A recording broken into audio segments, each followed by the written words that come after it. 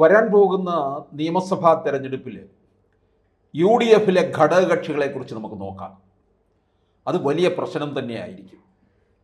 കാരണം കോൺഗ്രസ് വേണ്ട തരത്തിൽ ഉണരാതെ നിൽക്കുന്നു. ഘടകകക്ഷികളെ സംബന്ധിച്ചിടത്തോളം ഇനിയും ഭരണമില്ലാതെ മുമ്പോട്ട് പോകാൻ കഴിയില്ല. ഭരണം പിടിച്ചെടുക്കാൻ കഴിയാതെ നിൽക്കുന്ന UDF എന്ന മുന്നണിയിൽ തുടരണോ വേണ്ടയോ എന്നുള്ളത് പല ഘടകകക്ഷികളും ആലോചിച്ച് തുടങ്ങിയിരിക്കുകയാണ്. ലീഗ് ഏതാണ്ട് 2021 തന്നെ ആലോചിച്ചതാണ്. പക്ഷേ LDFിനകത്ത് പിന്നീട് പിണറായിയും കുടുംബവും പാർട്ടിയും പലതരത്തിൽ പ്രശ്നങ്ങൾ നേരിട്ട് ഒരു ഭരണവിരുദ്ധ വികാരം കേരളത്തിൽ നിൽക്കുമ്പോൾ ഇനി അതിലേക്ക് ചുവട് വയ്ക്കണ്ട എന്ന് ലീഗ് അങ്ങ് മനസ്സുറപ്പിച്ചു. പക്ഷെ ഇപ്പോൾ കാര്യങ്ങൾ ഒന്നുകൂടെ അങ്ങ് മാറുകയാണ്. UDF അവസരത്തിനൊത്ത് ഉയരുന്നില്ല, വേണ്ട തരത്തിലുള്ള തയ്യാറെടുപ്പ് നടത്തുന്നില്ല. അതുകൊണ്ട് ഇനി ഇവിടെ നിൽക്കണോ എന്നും ആലോചനയിലുണ്ട്. പക്ഷേ CPMന്റെ നിയന്ത്രണത്തിലുള്ള പ്രധാന ഭരണം മുമ്പോട്ട് കൊണ്ടുപോകുന്ന LDFന് തുടർഭരണം ലഭിക്കുമോ എന്നുള്ള കാര്യത്തിലും ഒരു സംശയം നിൽക്കുന്നുണ്ട്. അത് രാഷ്ട്രീയ നിരീക്ഷകരും പറയുന്നുണ്ട്. തുടർഭരണം ഒരിക്കലും ഉറപ്പ് പറയാറായിട്ടില്ല. തുടർഭരണം കിട്ടില്ല, പിണറായി വിരുദ്ധ തരംഗമുണ്ട് എന്ന് നമ്മൾ പറയുമ്പോഴും കുതന്ത്രങ്ങൾ ആവിഷ്കരിക്കാൻ സമർത്ഥനാണല്ലോ പിണറായി വിജയൻ. ആ കുതന്ത്രങ്ങളിലൂടെ CPMന് അനുകൂല സാഹചര്യം ഉണ്ടായാലോ, പ്രത്യേകിച്ച് BJP നല്ല പോലെ ചുവട് വയ്ക്കുന്നുണ്ട് മുമ്പോട്ട്. ആ ചുവടുവയ്പ് കാരണം കോൺഗ്രസിനെ തകർക്കുന്നതിന് വേണ്ടി BJP CPMനെ പ്രോത്സാഹിപ്പിക്കും. കോൺഗ്രസിനകത്ത് ഒരു ഡൈനാമിക് ലീഡർഷിപ്പ് ഉണ്ടോ ആർക്കെങ്കിലും കാര്യങ്ങൾ മുമ്പോട്ട് കൊണ്ടുപോകാൻ തക്കവണ്ണം?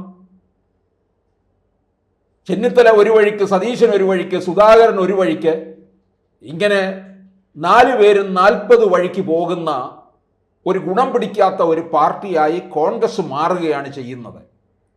ലീഗ് അതുകൊണ്ടാണ് പുനർവിചിന്തനം ചെയ്യുന്നത്. ഇതിനെ മുമ്പോട്ട് കൊണ്ടുപോകാൻ പറ്റില്ല. ശരി, LDFിലേക്ക് പോയി കഴിഞ്ഞാൽ ഇവിടെ UDFിലുള്ള സ്വാതന്ത്ര്യമൊന്നും അവർക്ക് അനുഭവിക്കാൻ കഴിയില്ല. അവിടെ പ്രധാന ഘടകകക്ഷിയായ CPI തന്നെ CPM ചവിട്ടി തേച്ചിട്ടിരിക്കുകയാണ്. ശരി, ചവിട്ടി തേച്ചാണെങ്കിൽ അങ്ങനെയെങ്കിലും കിടക്കാം. ഭരണം കിട്ടിയാൽ മതിയല്ലോ. പ്രധാന വകുപ്പുകളൊന്നും കൈയാളണം പറ്റത്തില്ല. UDFിലായിരുന്ന സമയത്ത്, UDF ഭരിക്കുന്ന സമയത്തൊക്കെ തന്നെ പ്രധാനപ്പെട്ട അടുത്ത ഘടകകക്ഷി എന്ന് പറയുന്നത്, രണ്ടാമർ എന്ന് പറയുന്നത് ലീഗാണ്.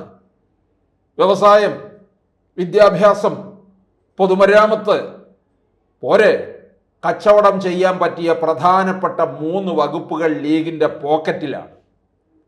ഈ 3 കൊണ്ട് അവസാനിപ്പിക്കുമോ? ഉമ്മൻചാണ്ടിയുടെ ഭരണകാലത്തല്ലേ 5-ലെത്തിയത്. ഇക്കുറി ഭരണം കിട്ടിയാലുള്ള സ്ഥിതിയോ? ഈ 5 മന്ത്രിമാർ കൂടാതെ ഒരു ഉപമുഖ്യമന്ത്രിയും കൂടെ വരും.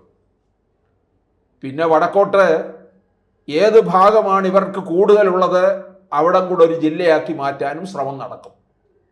ഇതൊക്കെ ഉറപ്പായിട്ടുള്ള കാര്യമാണ്. കാരണം ലീഗാണ് കോൺഗ്രസിനെ നിയന്ത്രിക്കുന്നത്. ലീഗ് ഇവിടെ നിന്നുള്ള എല്ലാ കാര്യങ്ങളും ഹൈക്കമാൻഡിനെ ധരിപ്പിക്കും. കോൺഗ്രസിനകത്ത് നിന്നാണ്, KPCCയിൽ നിന്നാണ് ഹൈക്കമാൻഡിലേക്ക് കാര്യങ്ങൾ പോകേണ്ടത്. ഇപ്പോൾ പോകുന്ന എവിടെ നിന്നാണ്? പാണക്കാട് നിന്നാണ്. കാരണം ലീഗ് തന്നെ കോൺഗ്രസിനെ നയിച്ചു കൊണ്ടിരിക്കുകയാണ്. ഭരണം പിടിക്കണമല്ലോ, അതിനുവേണ്ടി. ഇപ്പം ഈ പ്രധാനപ്പെട്ട വകുപ്പുകൾ മുമ്പ് ഇവരായിരുന്നു കൈയാളിയിരുന്നത് എന്ന് പറയുന്നുണ്ട്. ഇനിയും വന്നാലും അത് തന്നെ ഇവരായിരിക്കും അത് ഏറ്റെടുക്കാൻ പോകുന്നത്. പക്ഷേ LDFിലേക്ക് ഇവർ പോയി കഴിഞ്ഞാൽ ഈ വകുപ്പുകൾ കിട്ടുമോ? ഒരിക്കലും കിട്ടത്തില്ല. തൊടിയിക്കില്ലല്ലോ, അതിൻ്റെ പരിസരത്ത് കൊണ്ട് നിർത്തത്തില്ല. അവിടെ ബാർഗെയിനിങ്ങും നടക്കത്തില്ല. ഇനിയും UDFിലുള്ള മറ്റ് ഘടകകക്ഷികളില്ലേ, RSP ആയാലും CMB ആയാലും ജോസഫ് വിഭാഗമായാലും എല്ലാവരുടെ ഇടയിലും ഘടകകക്ഷികൾ ഇങ്ങനെ ഉണ്ടല്ലോ ധാരാളം. ഇവരൊക്കെ സംഭവിക്കാൻ പോകുന്നത് കേരളത്തിൽ NDA മുന്നണി ശക്തിപ്പെടും. BJP ചുവടുവയ്പ് നടത്തുകയാണ്. അവർ വരാൻ പോകുന്ന നിയമസഭാ തെരഞ്ഞെടുപ്പിൽ ഒരു 5 സീറ്റ് ഉറപ്പുള്ള കാര്യമാണ്. അതുക്കും മേലെയാണ് അവരുടെ കണക്ക്. 24 ലോക്സഭാ തെരഞ്ഞെടുപ്പിന്റെ കണക്കനുസരിച്ച് കേരളത്തിൽ 11 നിയമസഭാ മണ്ഡലങ്ങളിൽ അവർ മുന്നിട്ട് നിൽക്കുന്നു. 18 നിയമസഭാ മണ്ഡലങ്ങളിൽ 2ാം സ്ഥാനത്തുമുണ്ട്. അങ്ങനെ വരുമ്പോൾ 29 നിയമസഭാ മണ്ഡലങ്ങൾ. ഈ 2ാം സ്ഥാനത്ത് നിൽക്കുന്ന നിയമസഭാ മണ്ഡലങ്ങൾ വലിയ ഭൂരിപക്ഷത്തിലൊന്നും അല്ല ഒന്നാമത് നിൽക്കുന്നത്. വളരെ നേരിയ ഭൂരിപക്ഷം മാത്രമേ ഉള്ളൂ. ആഞ്ഞു പിടിച്ചു കഴിഞ്ഞാൽ ഇത് നേടിയെടുക്കാൻ കഴിയുമെന്നാണ് രാജീവ് ചന്ദ്രശേഖറും അദ്ദേഹത്തോടുള്ള ഒപ്പമുള്ള വിദഗ്ധ സംഘങ്ങളുടെയും പഠന റിപ്പോർട്ട്. അതിനുവേണ്ടി താഴെ തട്ടിലുള്ള പ്രവർത്തനമാണ് നടത്തുന്നത്. BJP അത്തരത്തിലുള്ള ചുവടുവയ്പും അടിത്തട്ടിലെ ആ തരത്തിലുള്ള പ്രവർത്തന രീതികളും ഒക്കെ മുമ്പോട്ട് വരുമ്പോൾ അവർ മുന്നണി വിപുലീകരണം കൂടെ ആഗ്രഹിക്കുന്നുണ്ട്. അതായത് NDA വിപുലപ്പെടുത്തുക. BDJS ഉണ്ട് കൂടെ. PC ജോർജ് ജനപക്ഷം എന്നൊക്കെ പറഞ്ഞാലും BJP-ക്കാരനായി കഴിഞ്ഞു. ക്രൈസ്തവരുടെ ഒരു വലിയ പിന്തുണയുണ്ട്. ഷോൺ ജോർജ് മുഴുവൻ പ്രധാനപ്പെട്ട സ്ഥാനമാണ് ഇനി BJP നൽകാൻ പോകുന്നത്. അങ്ങനെ വരുമ്പോൾ ക്രൈസ്തവ വിഭാഗത്തെയും കൂടെ ചേർക്കുന്നു എന്നുള്ളതാണ്. അത് ചേർത്ത് കഴിയുമ്പോൾ ഇവർക്ക് NDA മുന്നണി കേരളത്തിൽ നല്ല രീതിയിൽ അടിത്തറയുള്ളവരായി തീരും എന്നുള്ളതാണ്. ആ അടിത്തറ ഉണ്ടാക്കി കഴിയുമ്പോൾ ഈ UDF ഭരണം പിടിക്കില്ല എന്ന് മനസ്സിലായി കഴിയുമ്പോൾ ഘടകകക്ഷികൾ NDA മുന്നണിയിലേക്ക് പോകാനുള്ള സാധ്യതയേറും. LDF-ലേക്ക് പോകാനുള്ള സാധ്യതയില്ല. RSP പോലുള്ള പാർട്ടി, NK പ്രേമചന്ദ്രനെ പോലുള്ള MP-മാർ നിൽക്കുന്നിടം. NK പ്രേമചന്ദ്രന് ഇനിയിപ്പോൾ ഒരു മുന്നണിയുടെയും പിന്തുണ ഇല്ലെങ്കിൽ പോലും കൊല്ലം പാർലമെൻറ്റ് മണ്ഡലത്തിൽ നിന്ന് സുഖമായി ജയിച്ചു കയറും. അങ്ങനെ അത്തരത്തിൽ ആ മണ്ഡലത്തെ അദ്ദേഹം സംരക്ഷിച്ചിട്ടുണ്ട്. അങ്ങനെ മുമ്പോട്ട് കൊണ്ടുപോവുകയാണ്. നല്ല ഒന്നാം തരം പാർലമെൻറ്റേറിയൻ, നരേന്ദ്രമോദിക്ക് ഇഷ്ടപ്പെട്ട പാർലമെൻറ്റേറിയൻ.